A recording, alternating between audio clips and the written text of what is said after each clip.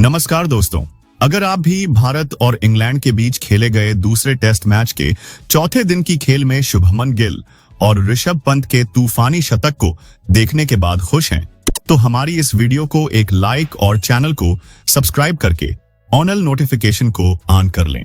तो चलिए दोस्तों, आपका ज्यादा समय न लेते हुए आज की इंटरेस्टिंग वीडियो को स्टार्ट करते हैं। दोस्तों, भारत और इंग्लैंड के बीच एंडरसन तेंदुलकर ट्रॉफी 2025 सीरीज का दूसरा टेस्ट मैच के चौथे दिन एजबेस्टन बर्मिंघम में रोमांचक मुकाबला खेला गया, जिसमें भारतीय टीम के बल्लेबाज कप्तान शुभमन गिल का शतक, इसके अलावा ऋषभ पंत, केएल राहुल, रविंद्र जडेजा का अर्धशतक आया था। दोस्तों, आप लोगों को बता दें कि चौथे दिन का खेल शुरू होने से पहले भारत ने अपनी दूसरी पारी में एक विकेट के नुकसान पर 66 रन बनाया था, जिसके साथ उनकी कुल बढ़त 244 रन थी। केएल राहुल 28 रन और करुण नायर 7 रन बनाकर क्रीज पर थे।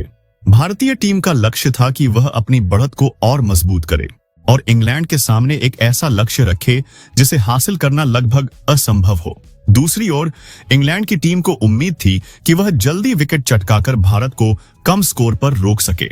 अब दोस्तों, चौथे दिन का खेल केएल राहुल और करुण नायर ने शुरू की और दोनों ने सतर्कता के साथ बल्लेबाजी शुरू की।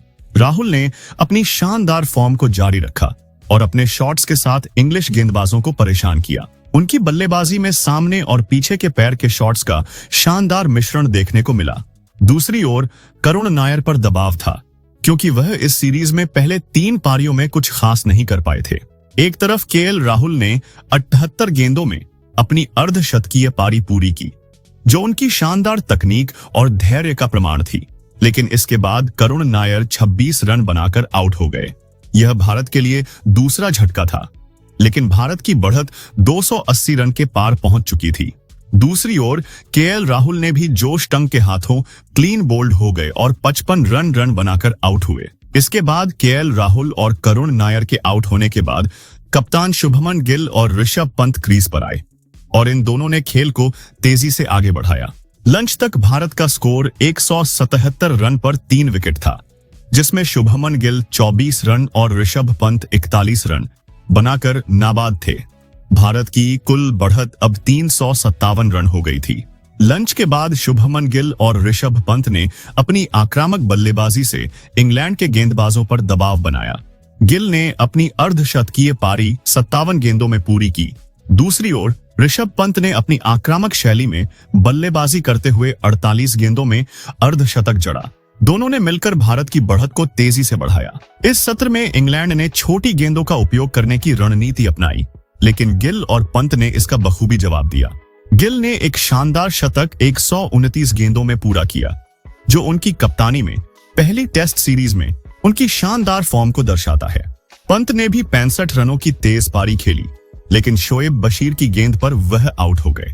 टी ब्रेक तक भारत का स्कोर 404 रनों पर 4 विकेट था, जिसमें शुभमन गिल 100 रन बनाकर नाबाद थे। भारत की बढ़त अब 484 रन हो गई थी। टी ब्रेक के बाद रविंद्र जडेजा ने क्रीज पर गिल का साथ दिया।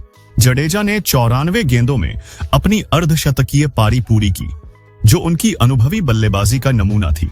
गिल ने अपनी पारी को और आगे बढ़ाया और 161 रनों की शानदार पारी खेली और उन्होंने सचिन तेंदुलकर के 248 रनों के सर्वोच्च स्कोर को पीछे छोड़ते हुए भारतीय बल्लेबाजों की सूची में 9वां स्थान हासिल किया। इसके बाद नीतीश कुमार रेड्डी क्रीज पर आए, लेकिन 1 रन बनाकर आउट हुए। भारत अपने दूसरी पारी घोषित की जब रविंद्र जडेजा 66 रन और वॉशिंगटन सुंदर 12 रन बनाकर दोनों क्रीज पर थे। इसी के साथ भारत ने अपनी दूसरी पारी 83 ओवरों में 427 रनों पर घोषित कर दी, जिसके साथ इंग्लैंड के सामने 608 रनों का विशाल लक्ष्य रखा गया। अब दोस्तों, इंग्लैंड ने अपनी दूसरी पारी शुरू की, लेकिन भारतीय गेंदबाजों ने उन्हें शुरुआत से ही दबाव में रखा। आकाशदीप ने शानदार गेंदबाजी करते हुए 2 विकेट चटकाए। उन्होंने बेन डकेट को 18 रन पर और जो रूट को 12 रन पर आउट किया। मोहम्मद सिराज ने भी 1 विकेट लिया, जब उन्होंने बेन स्टोक्स को 8 रन पर आउट किया। सिराज की गेंदबाजी में गति और सटीकता थी और उन्होंने लगातार इंग्लैंड के बल्लेबाजों को परेशान किया। दिन के अंत तक इंग्लैंड का स्कोर 72 पर 3 था, जिसमें हैरी ब्रूक 15 रन और ओली पोप 24 रन बनाकर नाबाद थे। इंग्लैंड को अभी भी 536 रनों की जरूरत थी और भारत को जीत के लिए केवल 7 विकेट चाहिए थे।